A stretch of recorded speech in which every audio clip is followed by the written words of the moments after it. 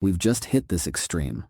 Restricted horror movie. Wilderness hunt. Sanbia. Roger is desperately sprinting through the forest. A killer with a gun is hot on his heels right behind him. In his panic, Roger doesn't spot the deadly trap ahead. With a loud snap, he slams straight into the wire, stretched between two trees. The wire digs deep into his flesh, almost slicing him in half at the waist. Before he can pull free from the wire, the killer catches up and aims the shotgun right at Roger's neck.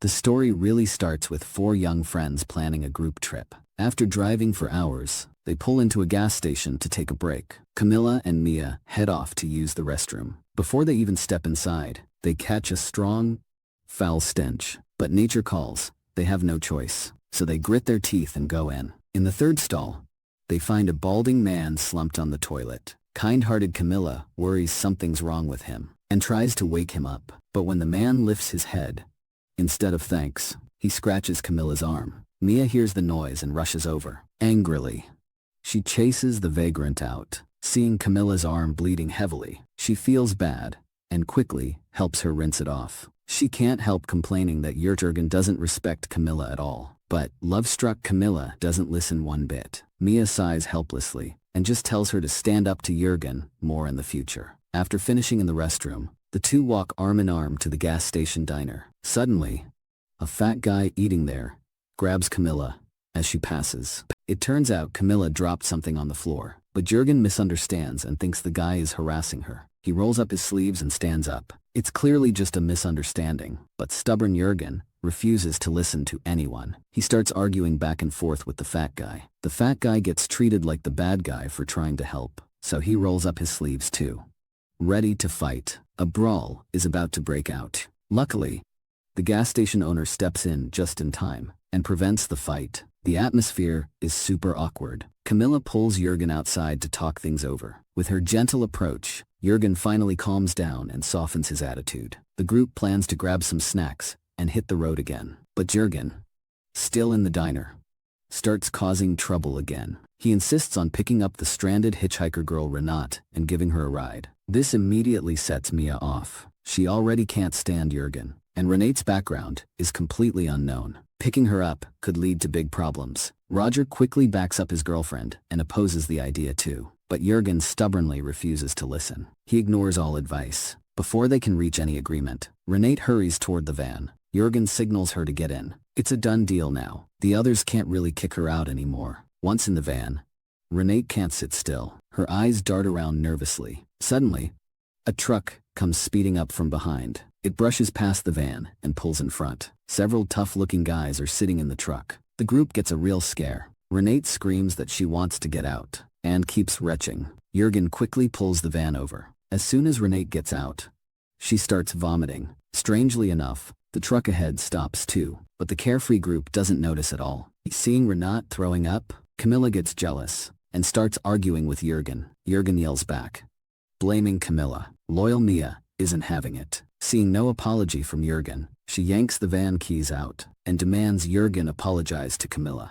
Furious, Jurgen jumps out to grab the keys. In anger, Mia throws the keys away. Jurgen curses as he runs to pick them up. At this point, Renate gets hysterical and urges everyone to leave immediately. But without the keys, where can they go? Renate is on the verge of a breakdown. She looks mentally unstable. Mia quickly comforts Renate, along with Camila. Renate suddenly seems to spot something terrifying. She panics and pulls Camila backward. After a few steps, she runs over and grabs Mia too. She screams for everyone to run, but it's already too late. Three big guys burst out from the woods. Right away, he starts choking people by the neck. Several of them get pinned down, unable to move. Only Renate, standing farther away, isn't grabbed. She starts begging desperately.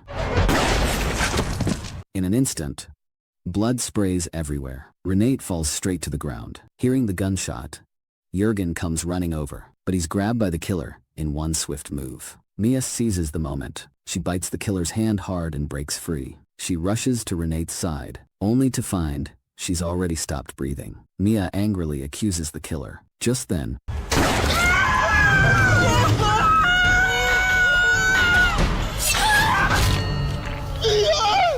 Mia, not grasping the situation, meets her end in regret. Cut to the surviving Camila. Roger and Jurgen are dragged by the killer deep into the jungle, tied up and thrown on the ground. The three wake up from unconsciousness. Survival instinct kicks in. They struggle desperately and somehow manage to loosen the ropes. Just as they're about to run, they spot a curly-haired man hanging from a distant tree, motionless.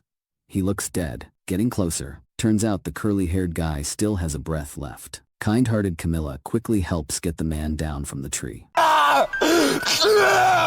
The tongue-cut curly-haired man opens his mouth and lets out a hoarse scream. His horrific state shocks the group to their core. Not familiar with this part of the forest. In panic, they end up fleeing right to the edge of a cliff. Jurgen is already terrified out of his mind. Even though the cliff edge is risky, he doesn't want to face the killer anymore. Jurgen suggests escaping along the cliff path. Camila immediately objects. The curly-haired guy is badly injured. He can't handle such a narrow, dangerous route. She and Roger suggest heading the other way to evade the killer. Terrified, Jurgen isn't thinking straight anymore. He has no intention of bringing the curly-haired guy along. He even urges Camila to abandon him. After all, with that injury, he won't last long anyway. Camila accuses Jurgen of being heartless. The group argues fiercely.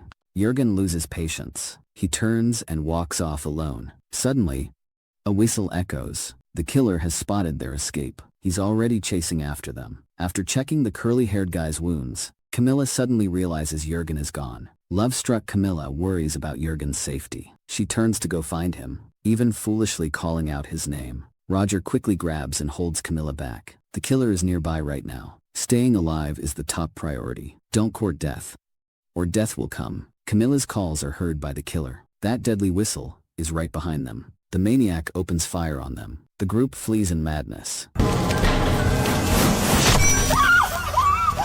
The curly-haired guy gets pierced straight through by a thrown knife, dead on the spot. Watching their companions die one by one, Camila and Roger are on the verge of breaking down, but they can't stop running. Finally, the two find a rock for cover. Roger clamps his hand hard over his sister's mouth. Footsteps are close. The killer is right above them. In truth, the two were spotted long ago, but this psycho just enjoys the thrill of chasing prey. So, he doesn't expose them yet. The slow torture of fear is even more agonizing. The killer above the rock starts dismembering the curly-haired guy's body. Hearing the grotesque sounds, the two don't dare make a single noise. After, who knows how long, the killer finally leaves. Only then do Camila and Roger dare breathe deeply. On the other side, Jurgen isn't so lucky. He runs along the cliff, looking for an exit, but spots a human hand behind a distant tree. Curious, he walks toward it. Up close, he sees it's Mia's corpse on the ground.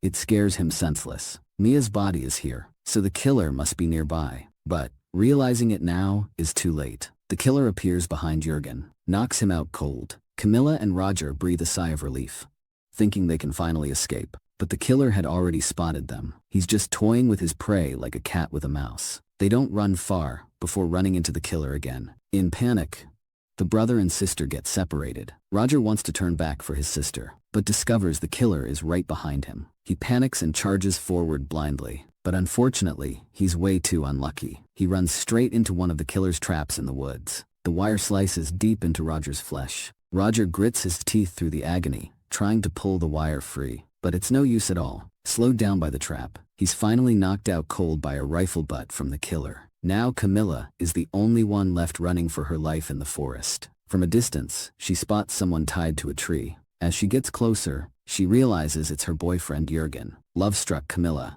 ignores the danger and rushes right over. The killer is waiting right nearby, using Jurgen's life to force Camila to surrender obediently. With no other choice, Camila steps forward. Jurgen panics and screams at the killer to kill Camila first. Camila stares in disbelief at this cowardly man in front of her. The killer sees them turning on each other and grins with smug satisfaction. Just as he's about to make his move, Camila spots the short knife strapped to the killer's leg.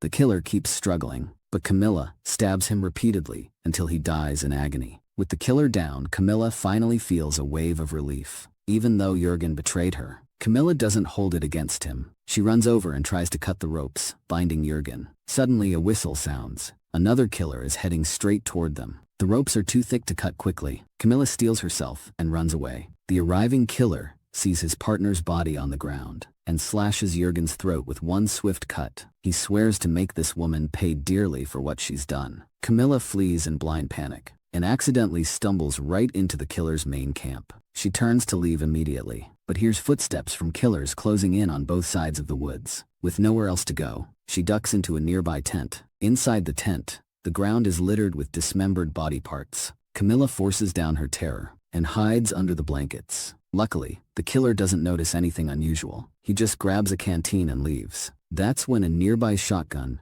catches Camila's eye. The other killer steps right outside the tent. One shot to the head. The gunshot draws the last killer over. Camila tries to fire again, but realizes the gun is already empty. The two are no match in strength. The killer pins Camila hard to the ground. Fortunately, she spots a fallen dagger nearby.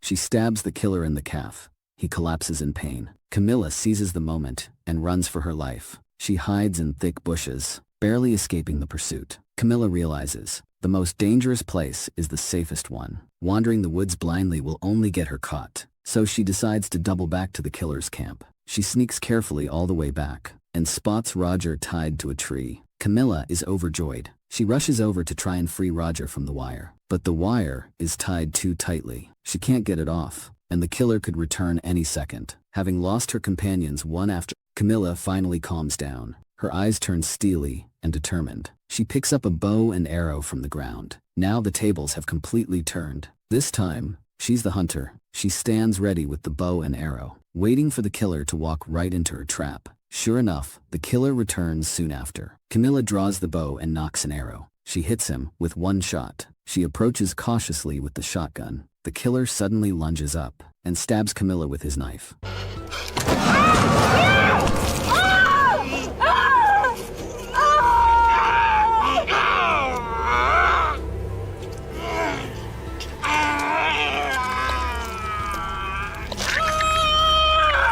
Single-handedly taking down 3 twisted killers. Camila endures the pain and hurries to free Roger from the wire. She tells Roger the danger is over. As soon as the wire comes loose,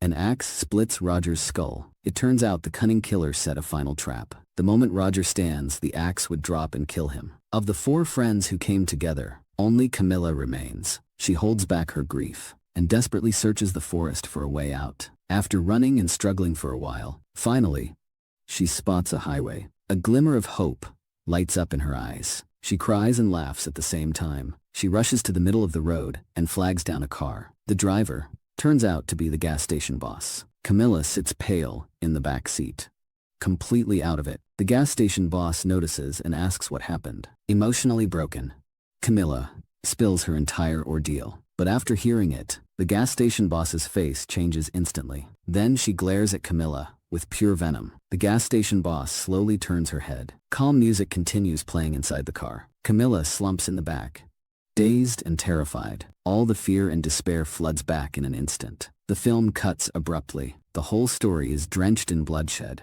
Camila starts off weak and helpless when facing danger, but through repeated life or death crises, she undergoes a complete transformation. In the end, she takes down the psycho single-handedly, making her character feel fully realized. At the film's close, it leaves us with a hint of suspense. The gas station boss's vicious look after hearing Camila's story. She's most likely an accomplice to the 3 killers, or even the mastermind behind this forest hunt. Camila seems to have escaped the clutches, only to step into another deadly trap. This sudden, shocking twist leaves endless room for imagination, pushing the story's horror core to another level. Alright, that's the story for today. Movies aren't reality, but reality can often be far more brutal than movies. Thanks for watching. See you next time.